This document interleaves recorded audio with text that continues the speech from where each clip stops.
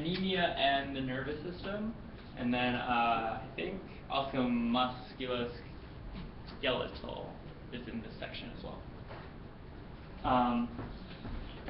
Okay, so remember with your blood volume, you have plasma and you have formed elements. So plasma is where you have your water, your solutes, your ions, things that are pretty important for like just general function, but versus the formed elements are like the cells themselves when you like spin everything down. And that kind of differs between like red blood cell count versus white blood cell versus platelet. Erythrocytes, remember, they start as uncommitted pluripotential cells, and then once you get erythropoietin, they start to become more and more red blood cell-like.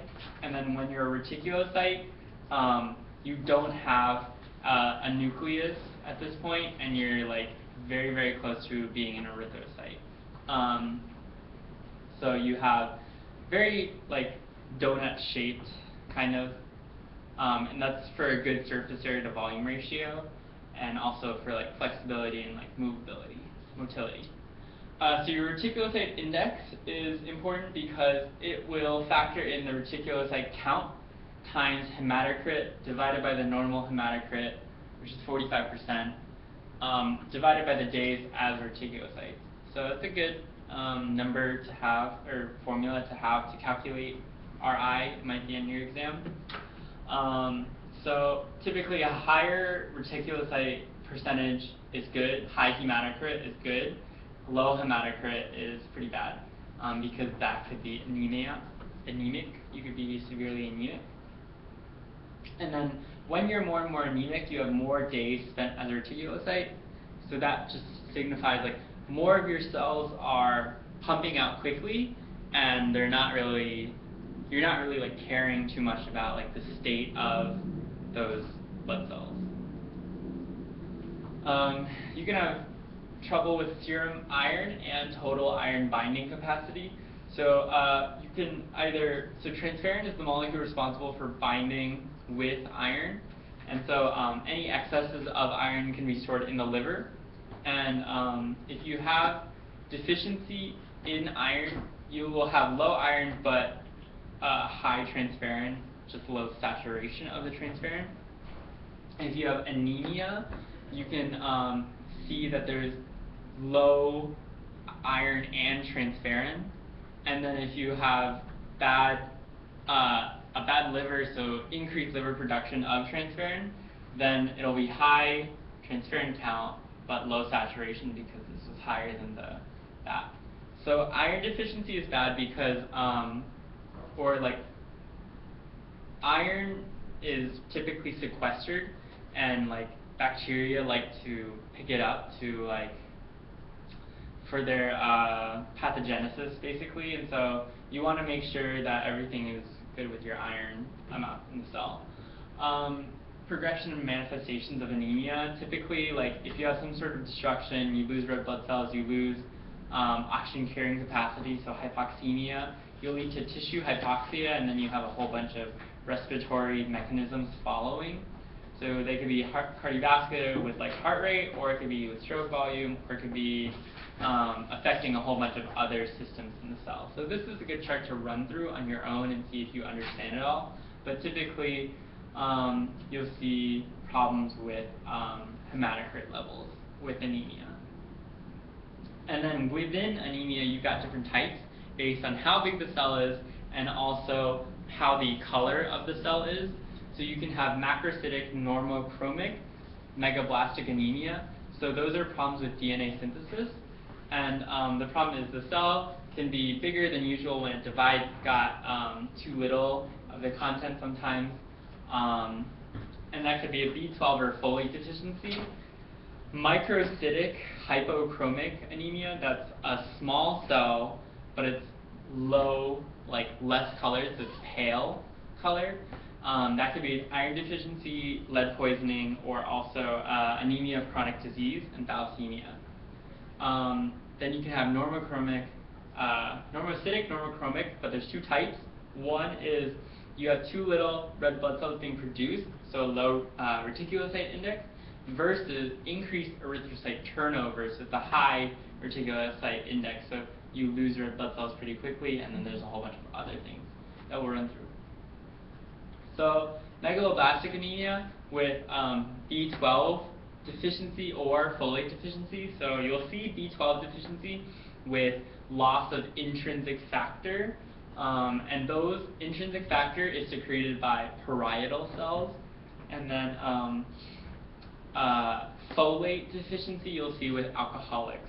And then vegans are warned about B12 deficiency because it's seen in like mushrooms and fungi, and so like meat eaters eat like animals who have eaten like these kinds of things. It's kind of like indirectly we get the B12 versus like vegans specifically have to have mushrooms in their diet, fungi in their diet. Hypochromic microcytic anemia of iron deficiency. So this case, you see they're like pretty pale, pretty small compared to normal, and then you have to have a blood transfusion for the patient. Iron is broken down, and when it's broken down, it's either stored in the liver or in the spleen, and then when possible, it's reused to package back into the bone marrow, packaged with red blood cells that are forming, so that you can get everything back into the bloodstream.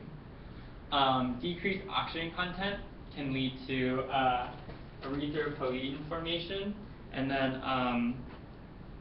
for this case, you'll see that if you have a hemorrhage or decreased blood flow, you have decreased oxygen in the cells, and when that happens, you want to make more erythropoietin in the kidneys, which makes more red blood cells, and then eventually you negatively feedback on the erythropoietin secretion. Aplastic anemia, so you'll see pancytopenia. So you have a deficiency in all the different types of blood cells. You'll see a kidney problem or a bone marrow problem, so you either don't make the EPO or the bone marrow itself can't make the blood cell. Anemia, you might see sickle cell, so the cell itself gets stuck within capillaries and it's kind of like a weird shape. Sickle cell hemoglobin is an issue as well because it won't, or it will contribute to sickle cell. Sickling of erythrocytes, when the hemoglobin is more likely to stack up, and the cells themselves kind of stack up, there's occlusions in the capillaries, and then the sickling will be bad, cause ischemia, decreased blood flow. And then any place that gets blood is at risk for damage if those blood cells stack up. Beta thalassemia is a genetic disorder, so you'll have a decrease in the beta subunits of the hemoglobin. And so iron is taken up pretty aggressively in these cases, and sometimes you'll have like problems with how much bone marrow there is in the body because you want to produce more red blood cells, so you might start to chip away at like important bones and then even the brain in like very severe cases. And then spherocytosis is a problem if the red blood cells are kind of losing their shape and they become spherical. So you lose the SA and V volume ratio in this case, and you try to make a sphere shape to conserve as much as you can. And then you'll see with spherocytosis, there's circular shape, there's no central pallor, so color, and there's Howell-Jolly bodies that are forming. So they're like these dark spots within the cell itself. Okay. If you see the word Heinz body, that refers to these denatured globulins that are within the red blood cells that get eaten up by macrophages. So they don't. You have a deficiency in glucose 6-phosphate dehydrogenase. So part of the antioxidant machinery is deficient, and hemoglobin gets damaged, and so the macrophages kind of pluck out these aggregates that are forming, and then it takes out too much, so the red blood cells look kind of like little Pac-Man. Microangiopathic hemolytic anemia is seen with DIC, and you'll see that, for example, a fiber mesh falls over the red blood cells, red blood cells, like they can't escape very easily, and when they do, they're all kind of chopped up, and they kind of damage different parts, like for example the kidney. And then if your kidneys get damaged, then sometimes you'll have bacterial infection wiggle its way into your system. Myelofibrosis is like if your tissue gets very collagen-like, replacing the bone marrow. Whenever the cells are trying to form, they kind of get pinched a little bit, and then once they're pinched out, they look more like teardrops. Hemolytic disease of the newborn is when you have an Rh-positive child and Rh-negative mother, and so the mother on the first child starts to develop antibodies, and then on the second child, because it already has like this working memory in place, then it'll start to attack the child. So you have to give it some form of inhibitor or something like that to prevent the mother's antibodies against the child's Rh-positive factor from attacking. And then this chart, I think is pretty cool, like to just have on your cheat sheet, write all the descriptions out. You might remember like keywords, which are always good to have. Will you put one of those like I don't think he'll put a picture, but he'll put a description. So you might say like Hal Jolly bodies, or he might say Heinz bodies, or like something like that. So words that you see in your clinical cases also might just come up here, and you'll be able to just pretty easily identify like what it is based on like that keyword or description. And then again, this is just kind of running through all of that.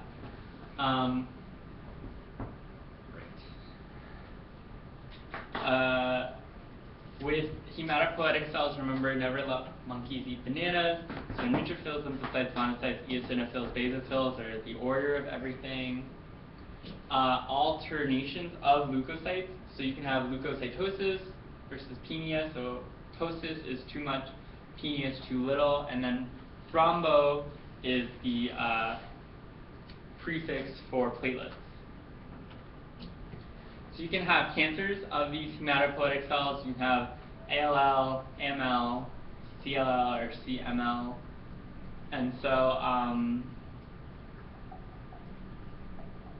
acute leukemias, so acute lymphocytic leukemias are pretty common in children, but they're pretty survivable in comparison. And then it's associated with the Philadelphia chromosome. So that's translocation, remember, so crossing over between non-homologous chromosomes. So between 9 and 22, it forms a complex called the BCR-ABL protein, which you don't really need to know about. Acute myelogenous leukemia, AML, so it's mostly deadly leukemia, 1%, it's the most deadly leukemia, 1% of all cancer deaths. Very low survival rate, 20% only. Chronic leukemias are very long-term. So if you have chronic lymphocytic leukemia, you produce antibodies that aren't really diverse, and it affects the elderly, and it's pretty good survival. Versus the chronic myelogenous leukemia, where you again have the Philadelphia chromosome, but it's a very poor survival as well. But this time it's in young adults. So I would know which populations are affected by these 4 cases, and then whether it's deadly or not would be good to know. And then ALL and CML have that chromosome 922. So you see it puts together this protein or complex called BCR with ABL, and like they produce an oncogenic protein. Multiple myeloma is a problem because like a plasma cell gets very, very cancerous, and you start to make a lot of antibodies. Symptoms can include bone pain, infections, high serum antibody concentration, but low albumin. So anemia, you also see these Bence-Jones proteins, so IgG light chain in the urine, and you'll see renal failure as well. And then antibodies can get stuck in the glomerular basement membrane of the kidneys, and so they influence inflammation in the system. Lymphadenopathy is not an infection, but like your lymph nodes start to enlarge, and you have large germinal centers all over the body. And lastly, you have Hodgkin's lymphoma versus not Hodgkin's.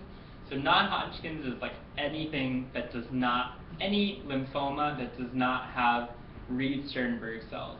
Hodgkin's lymphoma has Reed-Sternberg cells, and that's pretty much a primary distinction. And then you'll see like all these lymph vessels all around the body, lots of lymphocytes are affected. So moving on to neuro, with the neuro section, it's all about like where the brain is affected. If it affects that region of the brain, that correspondingly affects that body system or part of the whatever it originally affected. So dysphagia. Okay, dysphagia is problems with bad speech. So Broca's area. So Broca's area is difficulty speaking and writing. Wernicke's area has to do with language, so like holding the language of like how you name something. Global is the frontotemporal region, like the front of the brain. That part is damaged, you lose all language. Anemia is the angular gyrus or posterior superior temporal lobe. So that's kind of like right around here-ish. And you'll lose the ability to name objects. That affects stroke patients. Transcortical motor problem, that's impaired outputs. Remember, motor is kind of the back half of the brain for like the sensory cortex. That's like right. It's like if you look at the top half of your brain, then in front of that is the primary sensory, or behind is the primary sensory. The front is the motor. Sorry. So anterior side. You have impaired output. So this part of the brain is the motor cortex. The back part is the sensory. And the way you can remember that is like if you hear a sound from behind you and then you're like running forward. Intracranial aneurysms. So this involves the circle of Willis a lot. So you can have a buildup of pressure, and that buildup of pressure, if ruptured, leads to like a very big stroke. And then this is a very common place for aneurysms to form. Arteriovenous malformation, so they're normal in the skin, but they're abnormal in the brain. And then you can have herniation, and that herniation can be in these different parts of the brain, and so these you should also know. So herniation of the cingulate gyrus under the falx cerebri, so that's a subfalcine herniation. You can have herniation of the temporal lobe into the tentorial notch, and that's called uncinate herniation. You can have tonsillar herniation if the brainstem goes down the tentorial notch as well. So it's just a matter of like where something is pinching inward. And he did ask this, I think, or he might ask this, I don't know. So good to know. Hydrocephalus, so non-communicating versus communicating. So non-communicating is a problem with drainage of the, so there's, sorry, it's not, yeah, it's, you make sufficient amounts of CSF, but it's not draining properly. And then communicating is like, it's not getting reabsorbed very well either. They're very similar, kind of. You'll see kids in the non-communicating case, and you'll see adults with the communicating case. So it's kind of a matter of where the blockage is, I think, as well. So with communicating, it's hydrocephalus occurring when it's blocked after it exits the ventricles versus non-communicating or obstructive where there's a blockage between the ventricles. I think so. It's a matter of like where, kind of small difference. With hydrocephalus, decreased mental function, can't walk very well, lose bowel control, consciousness sometimes, and like heavy headaches. Trauma, you can have different types of trauma or where the trauma is. So ruptured aneurysms can also lead to bleeds in the brain or parenchymal bleed, like hemorrhagic stroke. in those areas can like cause you to bleed without actually like hitting your head against something. But most of the time, you'll see either subdural or epidermal hematomas, and like it's important always to check like a CT scan when you bring a patient in with a stroke or trauma patient, just to make sure that they don't have this extreme case of herniation in their sleep. Traumatic brain injuries, you have CSF and the skull to protect everything. So the skull, obviously physical, but the CSF is more as like a buffer solution. And then spinal cord trauma, you can like hit, you know, all the different angles of the spinal cord. Remember when you damage part of your spinal cord, it's like the nerves actually do try to repair, but it's like a 6-month process. So even if it's shifted off slightly, then like they won't grow, like the axons won't regrow.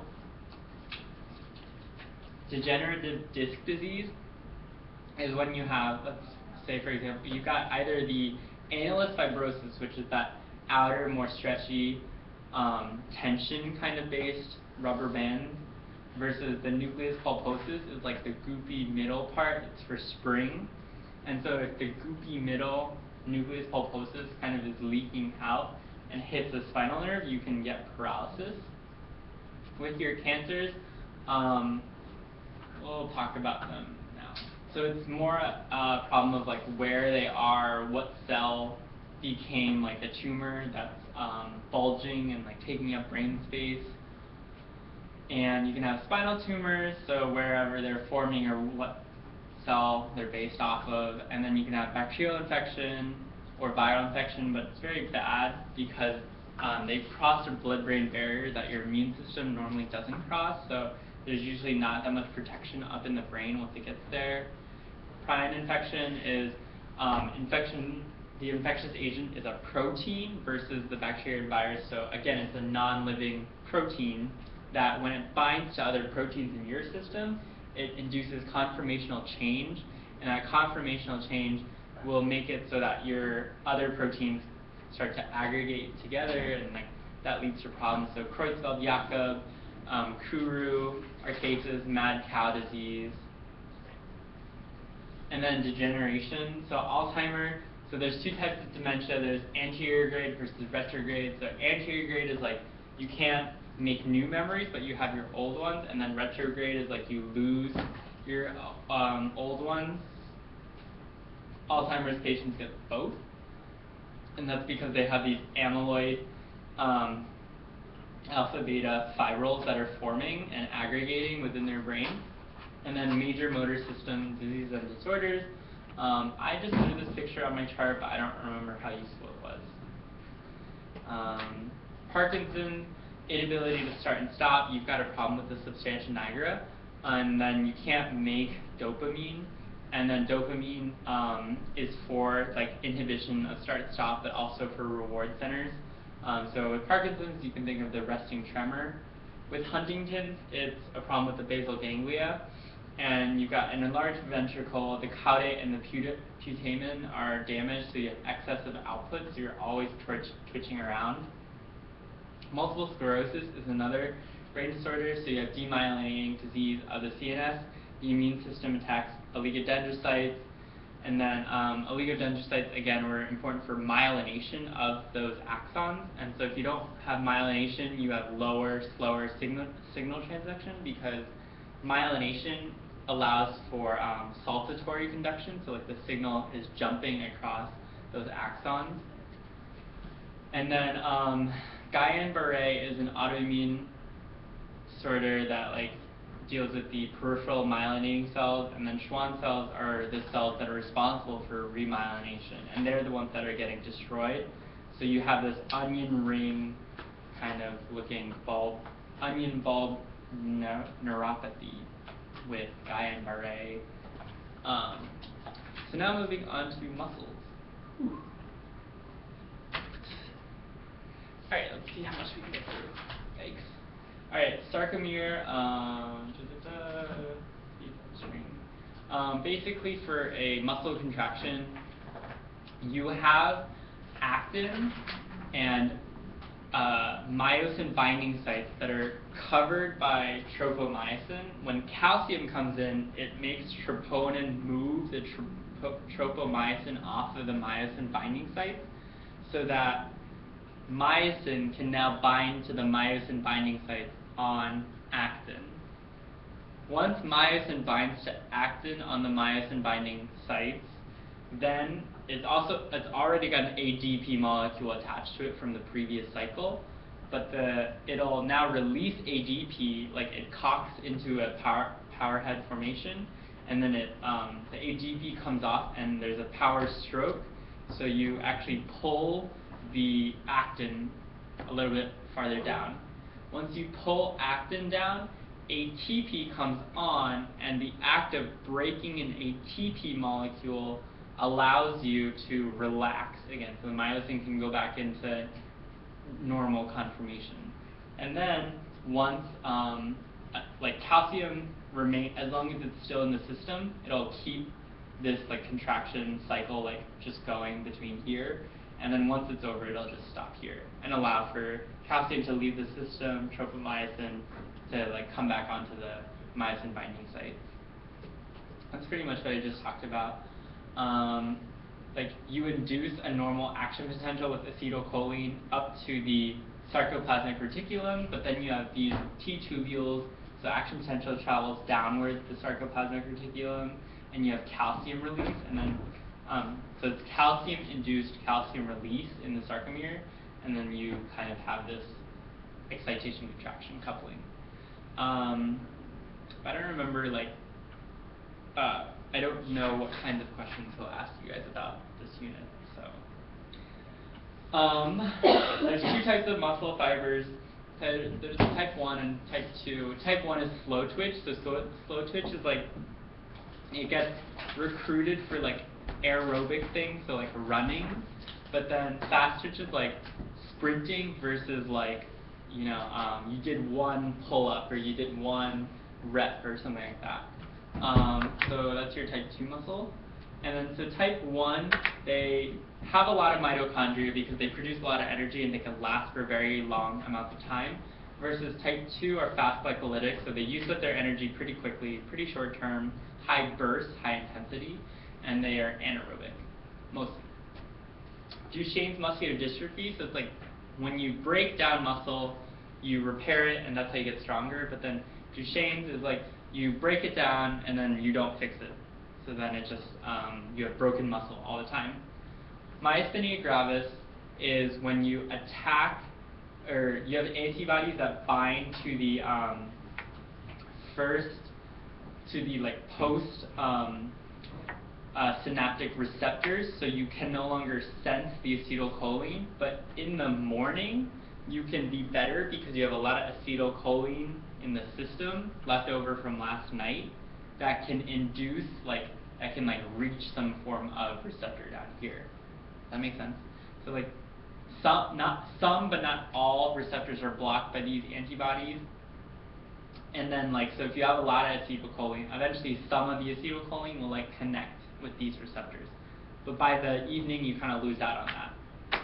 Myasthenic syndrome is when you have antibodies against the top portion, so like where you actually secrete the acetylcholine from. And so it doesn't get better throughout the day. You can have diseases at the neuromuscular junction with some myasthenia gravis, again, like weakened muscle contraction here. You can have damage with poison curare, so the poison dart frog, so it will cause paralysis, blockade. You can have infection with Clostridium, so you don't release the neurotransmitter, and then you can also have infection by tetanus, and so you can have like lockjaw, so much neurotransmission that like it's completely overstimulated. Kyphosis is hunching over at the top, lordosis is lower spine, and then scoliosis is like an S shape. Osteoporosis, your bones are kind of porous, they're breaking down. Paget's disease, you have a viral infection that starts to break up and like trigger the immune system of the skull towards the skull. Hyperparathyroidism, you break down bone. Osteomyelitis, is inflammation of the bone. Bone and joint tumors, you get quite a bit because of metastasis, because that's like where a lot of blood kind of runs through. Joint disorders, you have arthritis, so you have a non-inflammatory osteoarthritis, so there's no inflammation, it's just joint pain because they're constantly rubbing against each other, versus inflammatory joint diseases like rheumatoid arthritis, gouty arthritis, or infectious arthritis. So osteoarthritis, again, the bones rub against each other, it's hard to replace that. Rheumatoid arthritis, immune system is actually attacking, like your joints are kind of disjointed. Gout, you've got excruciating pain. You can have tophus, which are these like white crystals that kind of chew away at your joints. And then osteogenesis imperfecta, it's just type 1 collagen deficiency, so your bones aren't forming very well. And then rickets, if you have vitamin D deficiency, seen with children, they like don't form their bone structure very well either. And so that's it for part 1. I'm just gonna take another break.